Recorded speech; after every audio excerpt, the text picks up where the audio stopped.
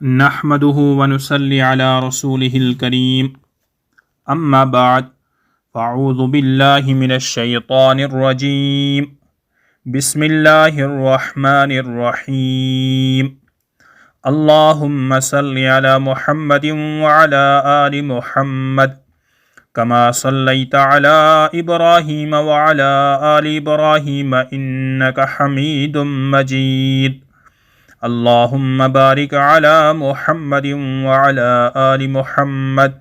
كما باركت على إبراهيم وعلى آل إبراهيم إنك حميد مجيد سبحان الله والحمد لله ولا إله إلا الله والله أكبر ولا حول ولا قوة إلا بالله العلي العظيم السلام علیکم ورحمۃ اللہ وبرکاتہ۔ مجھے امید ہے کہ آپ سبھی حضرات اللہ کے فضل و کرم سے عافیت سے ہوں گے۔ میں اللہ سے دعا کرتا ہوں کہ اللہ آپ کو ہمیشہ خوش و خرم رکھے اور دونوں جہان میں ہم سب کو کامیابی نصیب فرمائے۔ محترم ناظرین و سامعین کرام، میرے اس یوٹیوب چینل بنانے کا مقصد یہی ہے کہ اس سوشل میڈیا دور کے اندر ہم دین کے پیغامات کو ہر گھر کیسے پہنچائیں۔ آپ سے گزارش ہے کہ آپ میرے اس یوٹیوب چینل جو کہ آپ کو سکرین پر دکھائی دے رہا ہے، اسلامی معلومات کا مجموعہ، اس چینل کو آپ سبسکرائب کریں، نوٹیفیکیشن کے بٹن پر بھی کلک کریں تاکہ آنے والے ویڈیوز کے پیغامات آپ کو آسانی سے موصول ہوتے رہیں۔ کمنٹ میں اپنی رائے کا اظہار بھی کریں، اس ویڈیو کو لائک بھی کریں۔ قرآن و حدیث کی روشنی میں ہمارا موضوع ہے قتل کرنے کا بیان کا دوسرا حصہ آپ کی خدمت میں پیش کیا جا رہا ہے۔ قتل کا پہلا حصہ، اس کا لنک میں نے ڈسکرپشن میں ڈال دیا ہے، آپ کلک کر کے سماعت ضرور فرمائیں۔ تمام شرکائے قتل کو عذاب ہوگا۔ حضرت ابو سعید خدری اور حضرت ابو ہریرہ رضی اللہ تعالی عنہما سے روایت ہے کہ حضور اقدس صلی اللہ علیہ وسلم نے ارشاد فرمایا کہ اگر بالفرض خدا نخواستہ آسمان و زمین والے سب کے سب کسی مومن کے قتل میں شریک ہوں تو اللہ جل شانہ ان سب کو اوندے منہ جہنم میں ڈال دیں۔ ایک حدیث میں حضرت ابن عباس رضی اللہ تعالی عنہما سے روایت ہے کہ مدینہ منورہ میں حضور اقدس صلی اللہ علیہ وسلم کے زمانے میں ایک شخص مارا گیا جس کے قاتل کا کچھ پتہ نہیں چل سکا، تو آپ صلی اللہ علیہ وسلم نے منبر پر سے تقریر کرتے ہوئے ارشاد فرمایا کہ لوگوں، میرے ہوتے ہوئے ایک شخص مارا جائے اور قاتل کا پتہ نہ چلے۔ کس قدر افسوس اور تعجب کی بات ہے، سنو،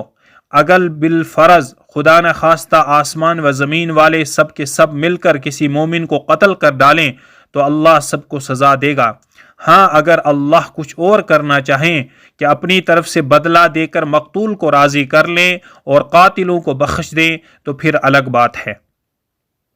قتل ناحق قاتل کو جنت میں جانے سے روک دے گا۔ حضرت جندب بن عبداللہ رضی اللہ تعالی عنہ سے روایت ہے کہ حضور اقدس صلی اللہ علیہ وسلم نے ارشاد فرمایا کہ جو شخص ایسا کر سکتا ہو کہ اس کے اور جنت کے درمیان ہتھیلی برخون آڑے نہ آئے، جو کسی مسلمان کا اس طرح ناحق خون بہانے سے ہاتھ میں لگا ہوا ہو کہ گویا اس نے اس کو مرغی کی طرح ذبح کیا ہو، تو ایسا کر گزرنے کی وجہ سے جب بھی وہ جنت کے کسی دروازے پر داخل ہونے کے ارادے سے پہنچے گا تو خود اللہ جل شانہ اس کے اور جنت کے درمیان آڑ بن جائیں گے، یعنی اللہ جل شانہ اس کو جنت میں جانے سے روک دیں گے۔ اور جو شخص ایسا کر سکتا ہو کہ اس کے پیٹ میں پاکیزہ مال کے سوا کچھ نہ جائے تو ایسا کر گزرے، کیونکہ قبر میں سب سے پہلے انسان کا پیٹ ہی سڑے گا۔ محمد بن اجلان مدنی رحمۃ اللہ علیہ کہتے ہیں کہ میں اسکندریہ میں تھا، وہاں اللہ سے ڈرنے والا ایک ولی صفت شخص تھا۔ اس کی موت کا وقت قریب ہوا اور سکرات شروع ہوئی تو ہم نے اس کو تسبیح، تحمید اور کلمہ کی تلقین شروع کی۔ وہ ہماری تلقین پر سبحان اللہ، الحمدللہ تو اپنی زبان سے دہراتا تھا، لیکن جب ہم لا الہ الا اللہ کہتے تو وہ نہیں کہہ پاتا تھا۔ ہم نے عرض کیا کہ اے شیخ، ہم لوگ تو آپ کو اللہ سے بہت زیادہ ڈرنے والا سمجھتے ہیں، پھر کیا بات ہے کہ آپ ہماری تلقین پر سبحان اللہ الحمدللہ تو کہتے ہیں مگر لا الہ الا اللہ نہیں کہہ پاتے؟ تو انہوں نے جواب دیا کہ بات یہ ہے کہ میں نے جوانی میں ایک شخص کو ناحق قتل کر دیا تھا، تو میری تمام تر نیکی اور عبادت کے باوجود اس قتل کی نحوست مجھے اس وقت لا الہ الا اللہ پڑھنے سے روک دیتی ہے۔ قاتل کے لیے سزا اور مددگار کے لیے قید ہے۔ حضرت عبداللہ بن عمر رضی اللہ تعالی عنہما سے روایت ہے